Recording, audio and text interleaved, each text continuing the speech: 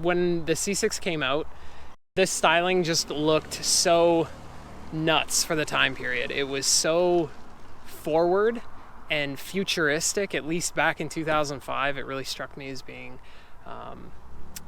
really modernized, similar to what Ferrari was doing at the time with the 360s and the 430s. I had a wide appreciation for that entire generation of sports cars and supercars, and as I came into the ability to be able to potentially purchase my own out of the box, this kind of was the go-to, and it was more for the cost effectiveness of it. This is a 2005 model. It's the first year of this generation. It was just over 118,600K. These cars are wild for the money. You cannot get this kind of performance for the kind of money that you pay. Even now, you'd be hard pressed to buy anything new that has this kind of performance for this kind of money. And I had actually been flip-flopping back and forth between a few vehicles and kept coming back to this, and this was where it went. As far as the modifications, I get bored easily, I think is probably the best way to explain that. Every vehicle I've ever owned, I've modified in some way. And when I had this out of the box, the horsepower and just overall performance of it in that regard is really decent. So I figured focus on exterior stuff first. And being with Horsepower for Hope, I wanted to kind of emulate a GT race car. Big wing, big lip, real low to the ground. I like being unique and doing things differently than everybody else, and I think this kind of hit the nail on the head. It's what I believe is probably the only Corvette of any generation on air ride in Western Canada, at the very least, potentially in the whole country. I know there's a few in the States, but it takes a tremendous amount of fab work in order to get it to work. The air suspension system is a little bit of a mixed basket. The struts themselves are AirTech engineering, and AirTech's platform is for performance more than anything. Very similar to Airlift performance in a lot of ways. To be honest, I feel they're better built than Airlift. This is now the second season that I've had the car with them, and they ride phenomenally. The suspension stiffness is adjustable on the fly with the air pressure, which ultimately does change the ride height slightly as well, but the versatility of being able to lift and lower the car going, over bumps or speed bumps, going, through a little bit rougher terrain as we have around Edmonton, was just it is the bomb. It is awesome. It's a smoother ride than coilovers, at least from my experience. I did drive a C7 with coilovers, and it's quite a lot harsher than this, but going into banks and turns, it handles just as well. The only thing is that because it's a composite leaf spring, it's transverse, so it runs widthwise across the car and supports the lower control arms. That has to come out of there because that's ultimately what controls ride height.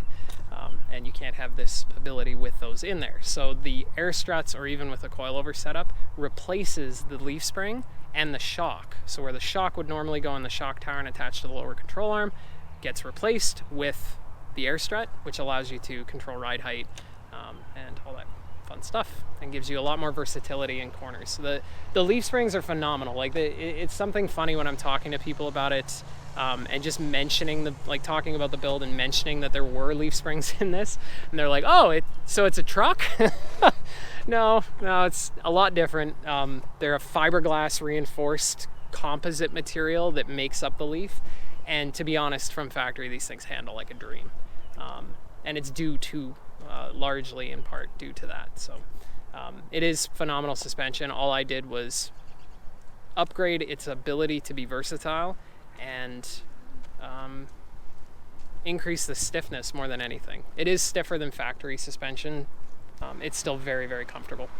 And part of the reason that I love this platform so much is that when something works really well, they just stick with it.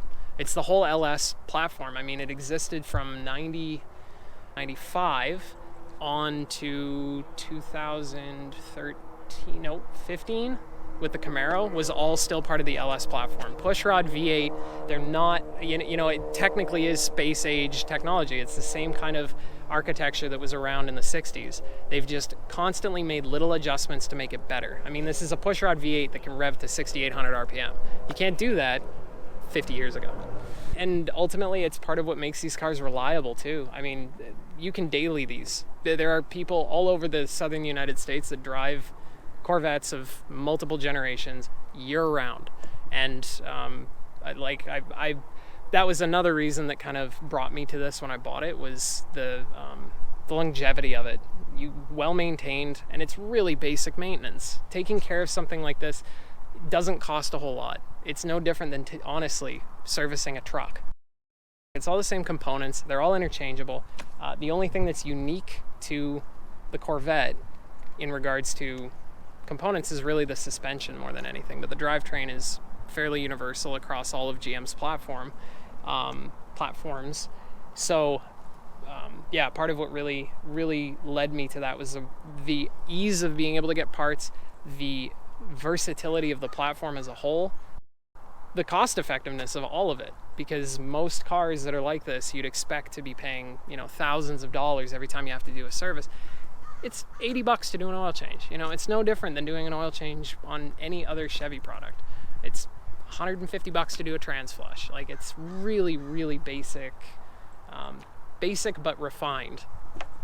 It's a absolute blast, and I've had honestly no issues the entire time I've owned it. I've owned it since December of 2019, and it literally had to do nothing but maintenance, just regular maintenance, oil changes, brake fluid, brakes. So the wheels are just the stock powder coated ones. They're powder coated a black pearl, very subtle pearl effect, but in the sunlight it looks pretty cool. Kind of went that route for two reasons. One was cost effectiveness at the time. They're a very good looking wheel in my opinion, just a really classic 5-spoke look. They look good on this car, but I wanted to kind of, the factory silver didn't look good with everything else I had done, so I had to darken things up a little bit. And the other reason was fitment, and finding offsets that work for this vehicle with the air ride to be able to actually tuck the wheels up under the fender is much easier said than done. Lots and lots more measurements that I would have to do in order for me to be able to find a wheel that would work, and then even at that point it would have to be something custom made just because of the fitment issues. So it's these just worked with what I had available. Oh, and I guess I should mention too, the rear fenders, the rear quarter panels are actually off of a Z06 variant, so they're 1.5 inches wider on each side. So the wheels have wheel spacers, bolt-on, hub-centric, H&R, super well-built wheel spaces to be able to kick it out that extra 1/2 inch and fill up the gap, so that you don't end up with it looking funny.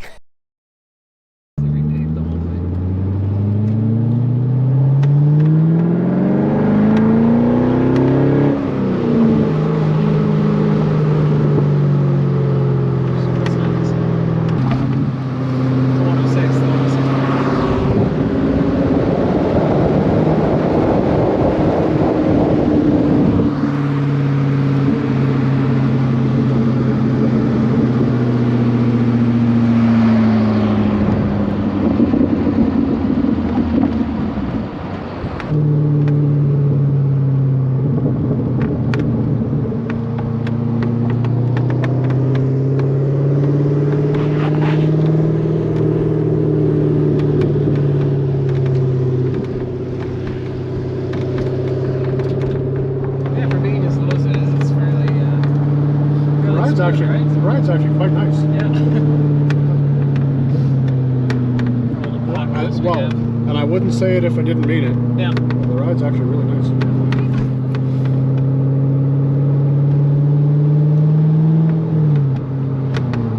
It's probably a lot better than it was. Like with the stock suspension? Yeah, I think so. But I also like a little bit more of a sportier ride. My previous car had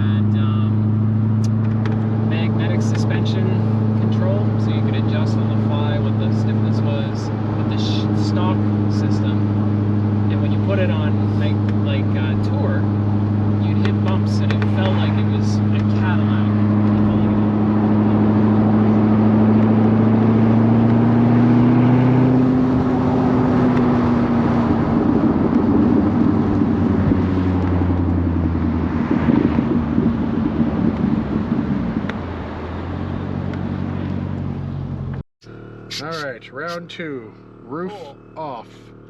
More excellence added. More excellence added. Thank you. Yeah, it's amazing how removing something can make it better. Right? Wasn't that what Porsche does? Yeah, man. Got this car, we're gonna make it better by taking more stuff out of it and then charging you more for it. Charging you more for it. Well, I get to keep the roof. It just comes off. You say that, but I know that's not true. It does sound pretty. Yeah, it's not terrible. There's a decent amount of rumble. Turn my compressor off because that's annoying. Also, there's a kill switch for the compressor in the center console. Say this is a good problem to have. Able to, you know, get the unlimited headroom.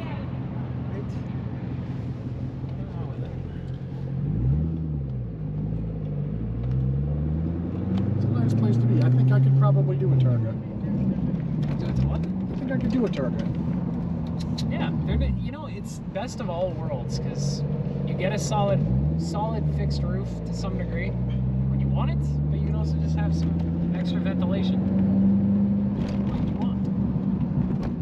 I don't know. Having said that, I don't ever open any of the sunroofs in any of my cars anyway.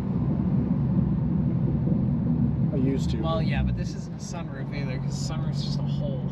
You know what I mean. This is the entire thing, though. Yeah. I know, I hear you. It's different. But even this, like, compared to, excuse me, I drove my buddy's SL55 convertible, and the whole idea of a convertible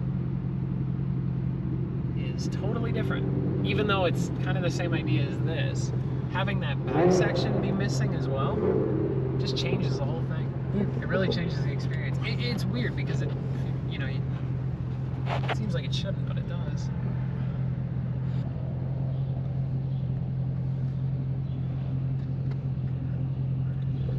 Just like the fact that it's not quiet. Yep. It's not crazy loud. No, it's not overbearing, but it's also not silent, that's for sure. Yeah. These things are criminally quiet from factory. Oh. They're awful.